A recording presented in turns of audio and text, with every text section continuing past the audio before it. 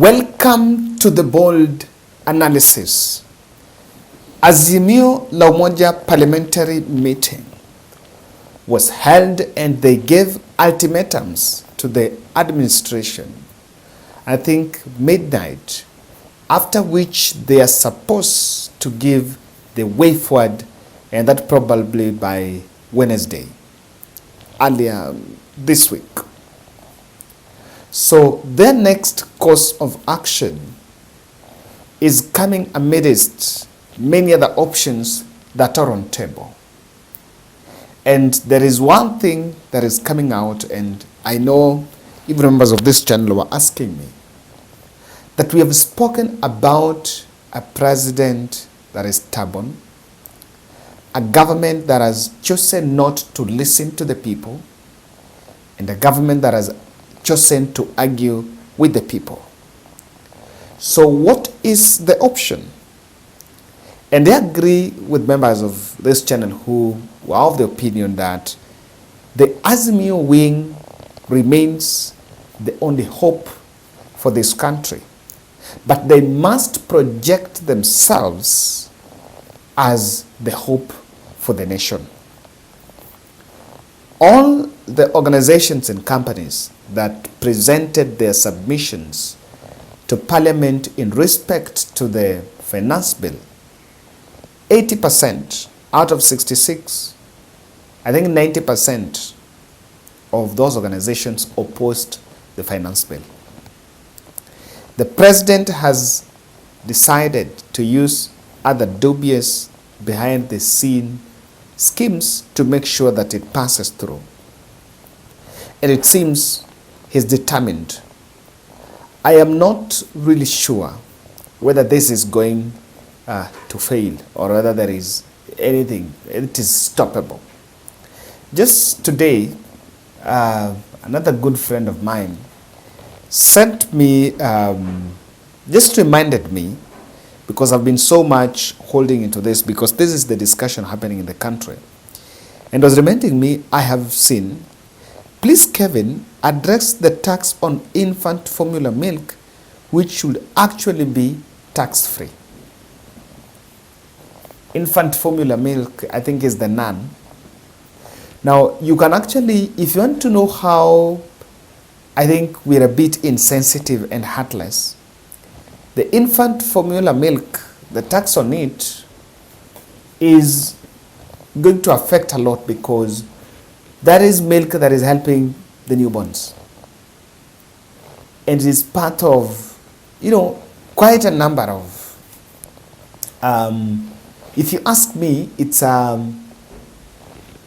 need that when its need arises, the mother will have to go for it. And it saves the life of children at that tender age. I know mothers relate with this carefully. And that is why there is one thing in this finance bill, and this is the truth. It is touching across. If someone is lying to you that it is only salaried fellows, payslip fellows that are crying, and you who is not in the payslip, you're not going to cry, I think I'm here to tell you that that person is lying to you. That person is not telling you the truth.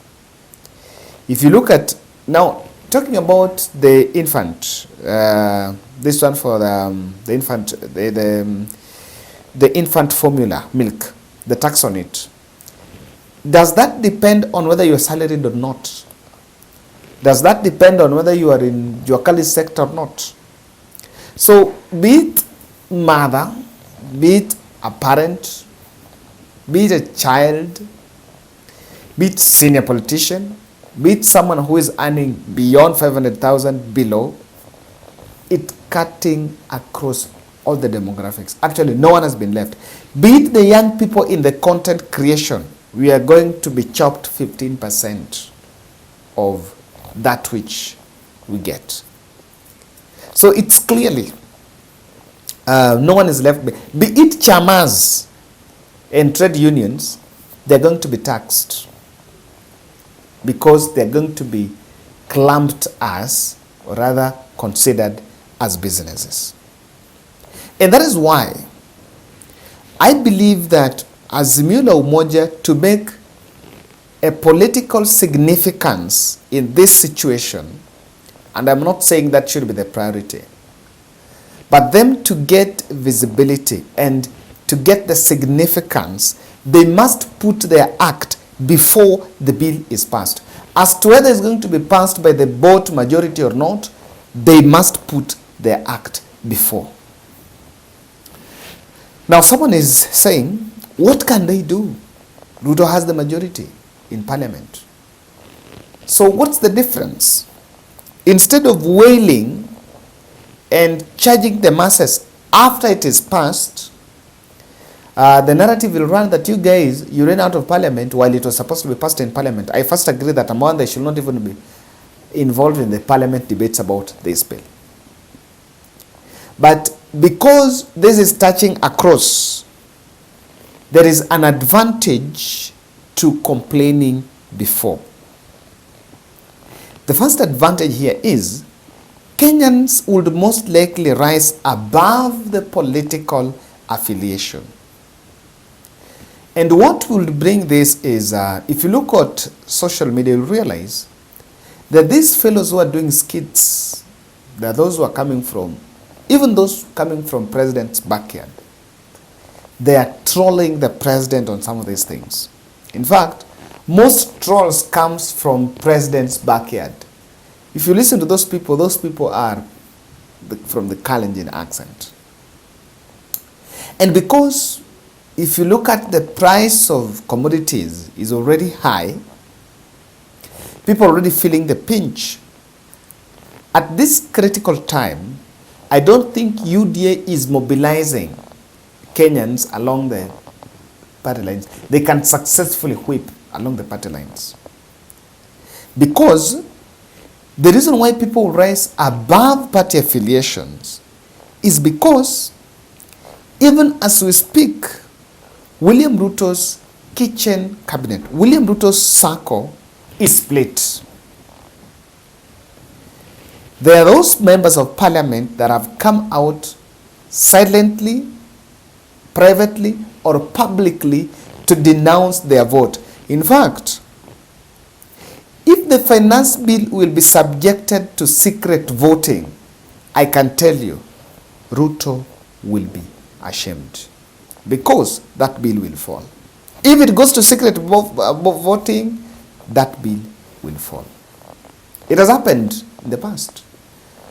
During the Ayala, when they called PG and they met and they decided they had a preferred list. When they went to parliament, Rigathi Gachagua had went back door and sneaked in Kadini Kega, and Kadini Kega won against the party, the candidate that they had actually come up with.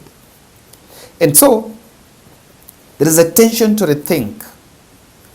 I understand within the corridors that Azimio la Umoja are mooting a mass action. If that would be the tool they would use for the political aggression, then it must be mobilized to the last woman, to the last child, to the last school child, to the last teacher, to the last doctor, to any person. It must take a multi-sectoral approach because everyone is on board, be it a teacher, be it the police. If they moot, because that is also what we've been getting in the corridors of Alumi mass action. And this is coming, and that is why there is bit of arrest that, arrest this, and the current now trying to go through the bungalow journey and understand what's going on.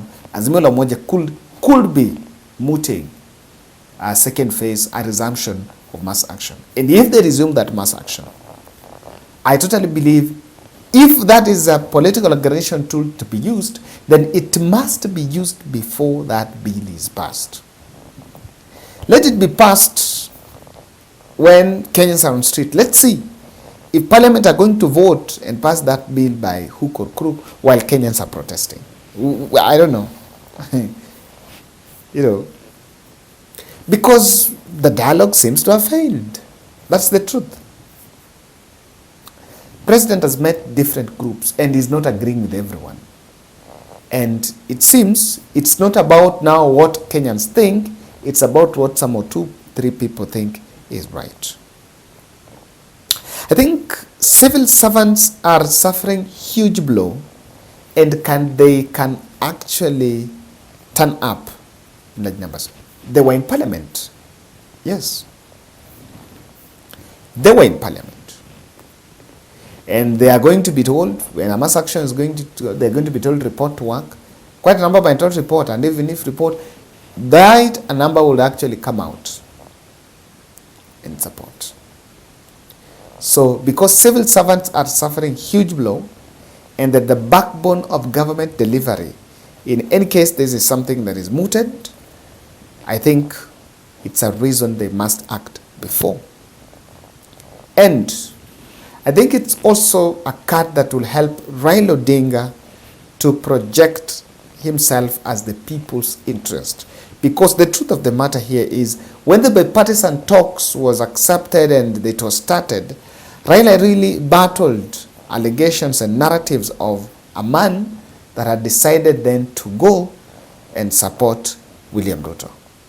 But when you can come out of that comfort zone, I still believe, I think Azimio have successfully, they've tried to debunk and break down the taxes to Kenyans using different imageries and the social media team. They've really tried to break it down and to troll, but for it to get more touch, they must come out in it.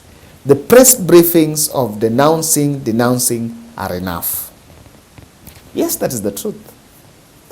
The town hall meetings, in terms of enlightening the Kenyans about what's going on, has not been so much done. But if they can put their act together, they can upset this bill. I can tell you.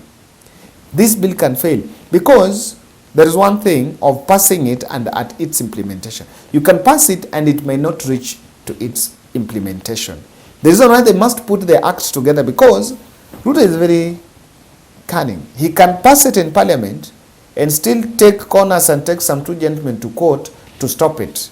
Then it is stopped there and the rest are picked up. Maybe that housing levy is stopped, is stopped by court, and all the other taxes are passed. Then Kenyans think, okay, because court has stopped tax levy, we fine. The whole thing is a problem. That's my take.